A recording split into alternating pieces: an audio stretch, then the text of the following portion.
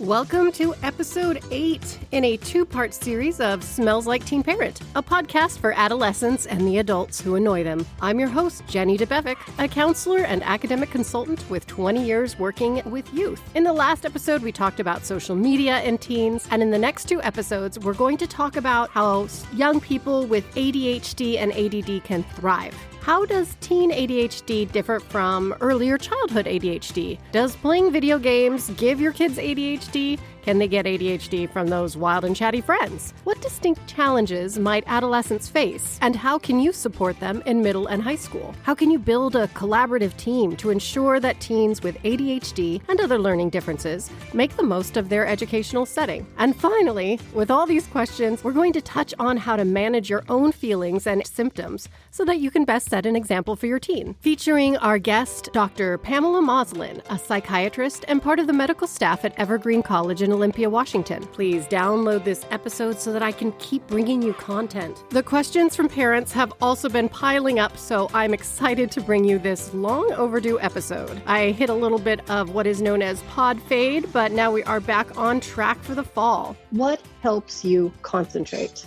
There's a couple things that help me concentrate, taking breaks and also listening to music. I'd say kind of being on my own. I don't like a lot of noise. That helps me concentrate. And I also like being alone. Listening to music. You know, we want to give our emerging adults the best tools to help them through the teenage years, and we're also trying to figure out how to step in and advocate for our kids. I've got parents asking me, hey, Jenny, do you give parent coaching on some of this stuff? And yes, of course I do. So podcast audience, if you have any questions or you'd like to set up an appointment, you can email me at smellsliketeenparent@gmail.com. This episode is sponsored by Medigood with handmade, small batch artisan lip balms and body care products. They are inspired by love and nature. Love their products. They're sustainable, ethical, locally made in San Francisco, organic, and fair trade, just like your parenting. Okay, let's dive in. So the first of these two episodes, we're going to start with just talking a little bit about what ADHD is and answering some questions that I'm getting from parents about ADHD. And then after that, we will dive into the very illuminating interview with Dr. Pamela Moslin. She just has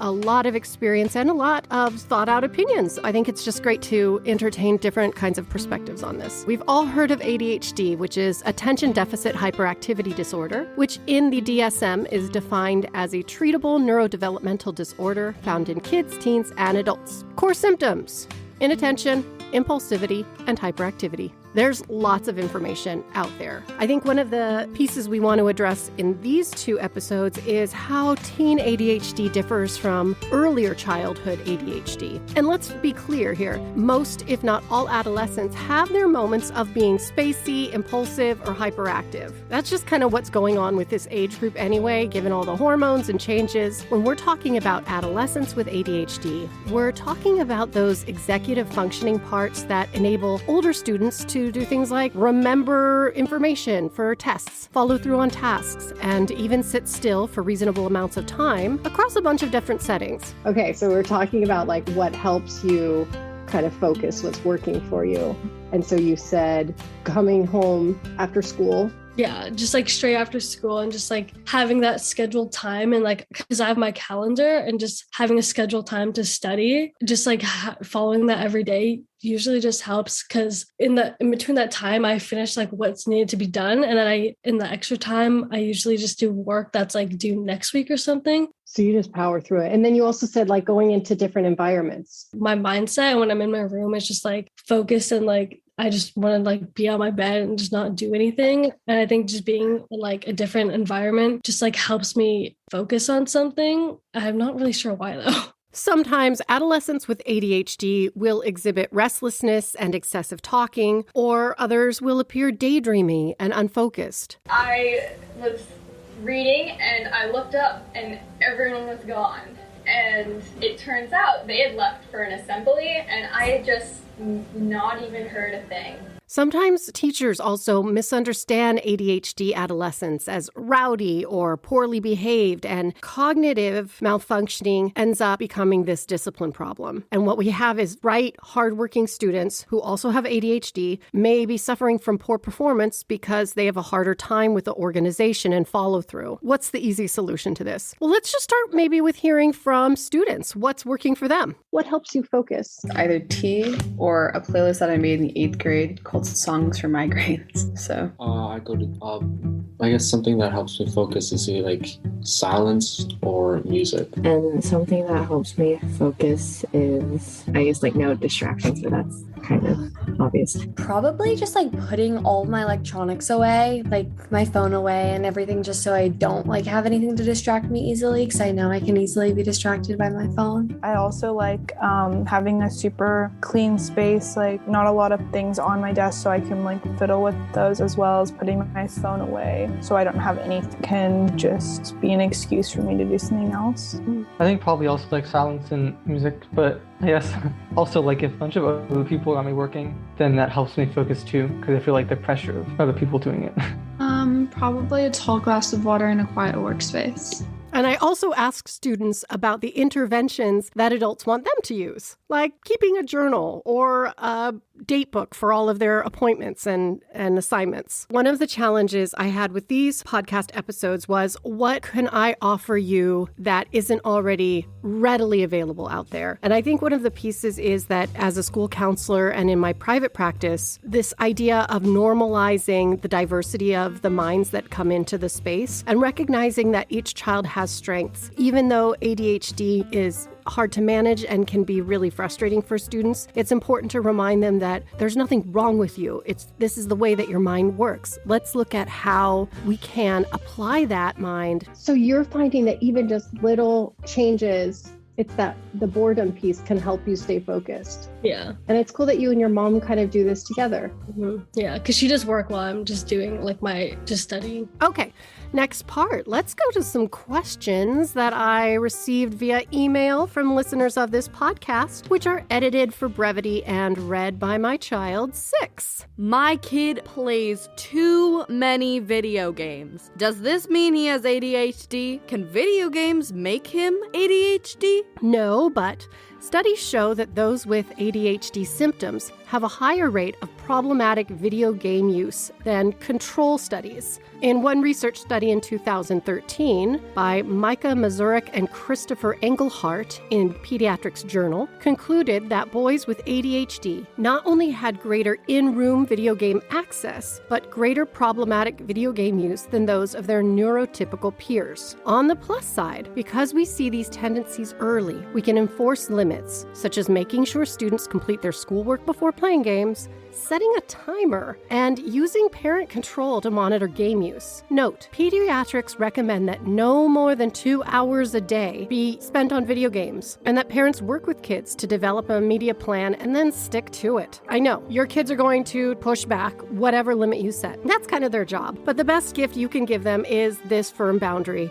You can do it with a smile, even if your smile is gritting your teeth down to dust. And they're probably going to get really annoyed at you, but if your kids aren't annoyed at you at least several times a week, you're not really doing your job as a parent. Next question. My 8th grader has these friends that make him more lazy and unfocused. Is it possible he is getting ADHD because of his friends? Well, ADHD is considered a neurological condition that has hereditary links. So no, your kid can't catch ADHD from their peers. Yes, kids with ADHD sometimes struggle in peer relationships because they have challenges with self-control and reactivity, which can come off as being bossy or insensitive. And this is a stage where kids are learning about what's acceptable in social groups. We as parents and caregivers serve our own kids best when we show empathy for whomever our kids are hanging out with, while still setting appropriate boundaries and expectations for age-appropriate behavior. Just get them outside as much as you can and away from video games. Okay, moving on. Next email question. My daughter was finally diagnosed with ADHD and is going into high school.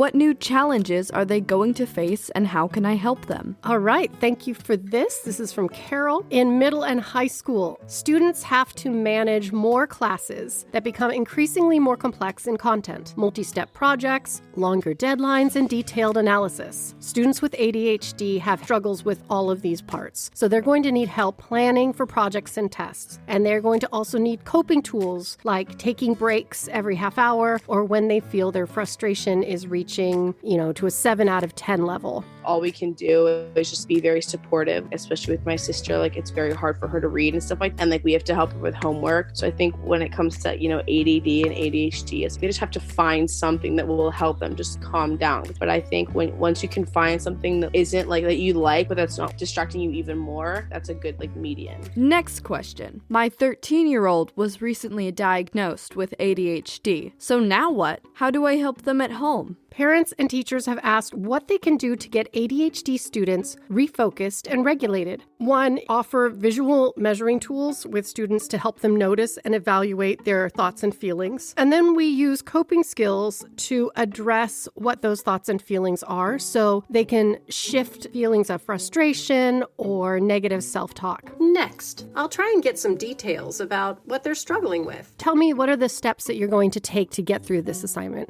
especially if it's like a longer research project or if it's something where they have to study for a test. How many hours do you think it's going to require for you to really know this? Okay, and then we can break it down. Okay, well, how many minutes a day is that? What time of the day do you want to study? Help them by breaking it down into smaller chunks. Step 2 is really get them grounded in their own body. One thing I do with kids when they're getting anxious, I see a lot of anxiety, so I do buddy breaths with my students. Buddy breath is very simple. I just put a hand on my chest and maybe another hand on my stomach, and then I ask them to do it with me, where they put a hand on their chest and a hand on their stomach. We look each other in the eyes, and then we just breathe at the same time. And maybe we do 3 of those breaths, right? We could do one right here. So I've got one hand on my chest and another hand on my stomach, and we're just going to inhale.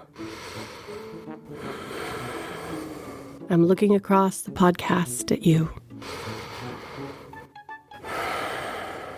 Okay, let's talk about that step 3. As we get in touch with our mental and emotional state, we want to ask about specific feelings that they may be having, naming these feelings, helping kids develop this vocabulary, reminding them, okay, what is this? This is anxiety, it's worry, it's stress, it's feeling unfocused. And then we sort of measure it. Okay, how stressed do you feel right now on a scale of 1 to 10? 1 is completely wild off the hook, and 10 is I'm feeling like Yoda on his best day, right? We want to keep things light and non-shaming. What we're trying to do here is help adolescents begin to notice their own process and advocate for what they need. Another intervention I like to use with adolescents is a zones of regulation model, where we're assigning colors to emotional states. Green for calm, blue for sad and worried, yellow for anxious and restless, and red for out of control. I love this tool. It's simple, it's transformational because it helps students, especially those with limited emotional vocabulary, break down and identify their emotional stress. And then we ask, okay, what do you need right now? And then maybe provide 3 options. Take a break for 10 minutes, no video games, get a snack, or take a walk outside. And then I ask, do you need my help right now, or do you want to try this alone? Again, I keep this light. And it looks different in the classroom with younger adolescents versus junior high and high school adolescents. I also like to provide students and clients with a chart of coping skills that I keep one on the fridge for me and my family members. So even if they don't like what I have to offer, I say, okay, well, let's choose something else from this list or make up your own. It just kind of gets that dialogue going and helps them take agency over their own problem solving.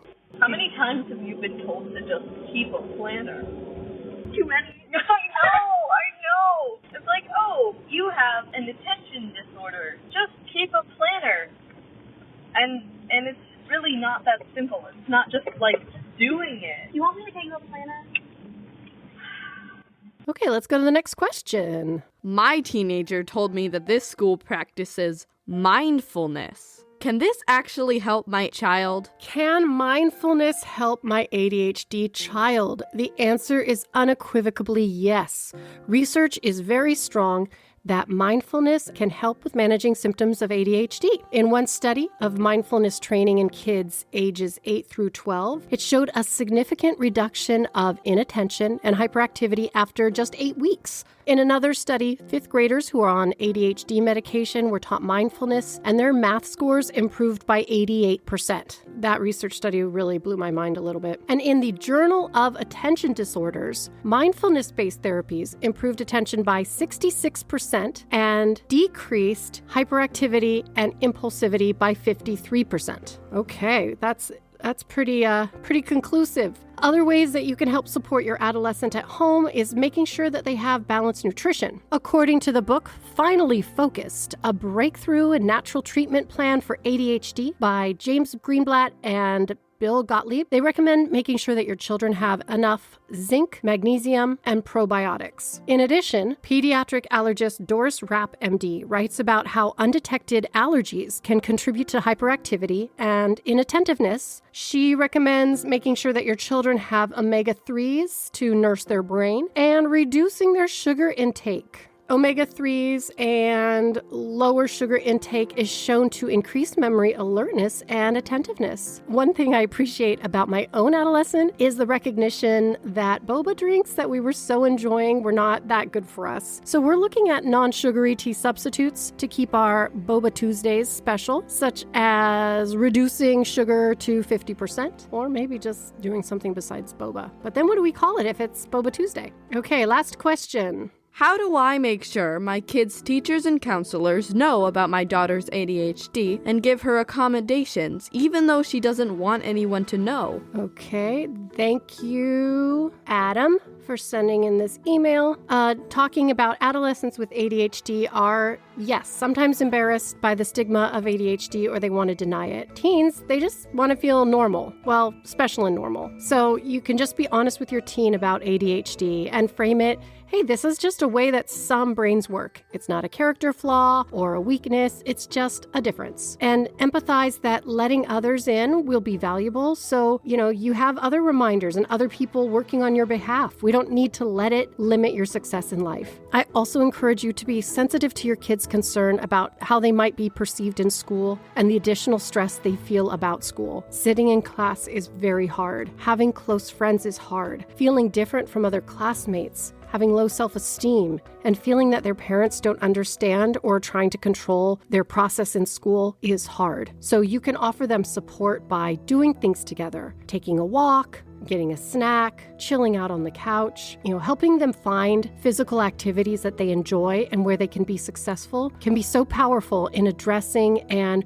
reversing negative self-talk and low self-esteem. When teens with ADHD can still feel successful and confident about themselves in other ways, these feelings can go on to make them feel more successful in school as well. All right, well, that's it for this episode. Thank you for sharing your attention and your questions. Join us next week for part 2 of this series on ADHD as Dr. Pamela Moslin offers a valued psychiatric perspective to this conversation. Thanks to all my student contributors, to Six, and to the folks at Banyan Tree Studios, where we make it all happen. Please download this episode so that I can keep bringing you content. Follow Jenny DeBevick on Instagram and pass along to your community so we can all breathe the sweet smell of raising adolescents. And on that note, may you be safe, may you be happy, may you be free from suffering. And welcome back to school.